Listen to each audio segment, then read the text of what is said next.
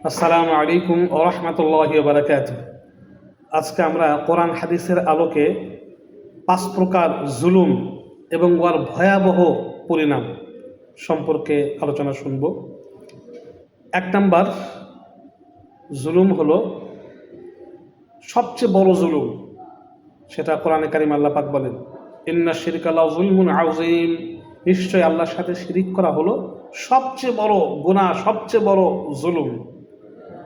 এই প্রকার জুলুমকে আল্লাহ পাক কখনো ক্ষমা করবেন না।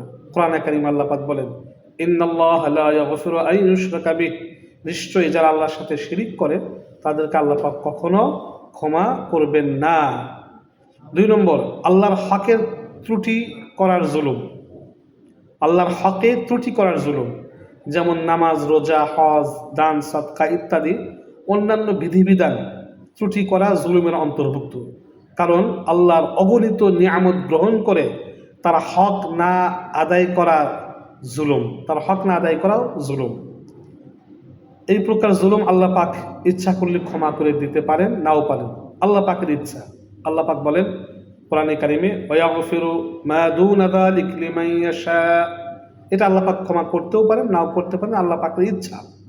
৩ নম্বর জুলুম হলো বান্দার হক নষ্ট করা। ৩ নম্বর জুলুম হলো বান্দার হক নষ্ট করা। এই প্রকারের জুলুমের প্রতিশোধ আল্লাহ পাক না নিয়ে ছাড়বেন না। মহানবী সাল্লাল্লাহু আলাইহি ওয়াসাল্লাম বলেন, জুলুমের শাস্তি পরকালে তো কঠিনভাবে আছেই, এর আগে আল্লাহ পাক দুনিয়া থেকেই জুলুমের কিছু শাস্তি জালিমকে দিয়ে থাকেন, যদিও সে বুঝতে পারে না যে এটা অমুক জুলুমের শাস্তি। কেননা আল্লাহ পাক মাজলুমের সাহায্য করার এবং তার প্রতিশোধ দুনিয়া আখিরাতে নেওয়ার অঙ্গীকার করেছেন। তাই জুলুম থেকে সাবধান থাকতে হবে। ৪ নম্বর জুলুম বা চতুর্থ প্রকার জুলুম ও জালিম জুলুম এবং এই কাজগুলো করেনেওয়ালারা জালিমের অন্তর্ভুক্ত।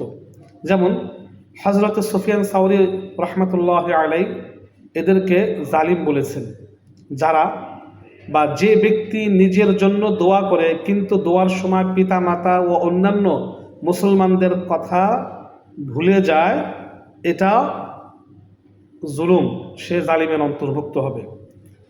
যে ব্যক্তি প্রতিদিন কমপক্ষে 14 থেকে 100 আয়াত কোরআনে কারিম তেলাওয়াত করে না, অর্থাৎ প্রতিদিন কিছু পরিমাণ কোরআন তেলাওয়াত করে না, এটা জুলুম, সে জালিমের অন্তর্ভুক্ত। যে ব্যক্তি কবরস্থানের কাছ দিয়ে যায় অথচ কবরবাসীকে সালাম দেয় না, আবার তাদের জন্য কোনো একটা দোয়াও করে না, এটা জুলুম, সে জালিমের অন্তর্ভুক্ত। ওই ব্যক্তিও জালিমের অন্তর্ভুক্ত যার এলাকায় কোনো হাক্কানি আলেম আসেন কিন্তু সেই আলেমের নিকট দিনই কোনো জ্ঞান অর্জনের জন্য যায় না, এটাও জুলুমের অন্তর্ভুক্ত। পরাধীন ওই যুবকও জালিম, যে পরাধীন নয় অর্থাৎ স্বাধীন যুবক যদি ইলমে দ্বীন আর আদব না শিখে, সে জালিমের অন্তর্ভুক্ত হবে। ওই ব্যক্তি জুলুম যে ব্যক্তি পেট ভরে আহার করে অথচ তার প্রতিবেশী অনাহারে থাকে, এটাও জালিমের অন্তর্ভুক্ত বা জুলুমের অন্তর্ভুক্ত। আজানের 3 প্রকার জবাবের কোনো একটা জবাব না দেওয়া জুলুম, জালিমের অন্তর্ভুক্ত। মহানবীর নাম শুনে দরুদ না পাঠ করা, এটা জুলুম বা জালিমের অন্তর্ভুক্ত। নামাজের মধ্যেই যদি কপালে কোনো ময়লা লাগে সেটা পরিষ্কার করাও জুলুম, এটাও জালিমের অন্তর্ভুক্ত।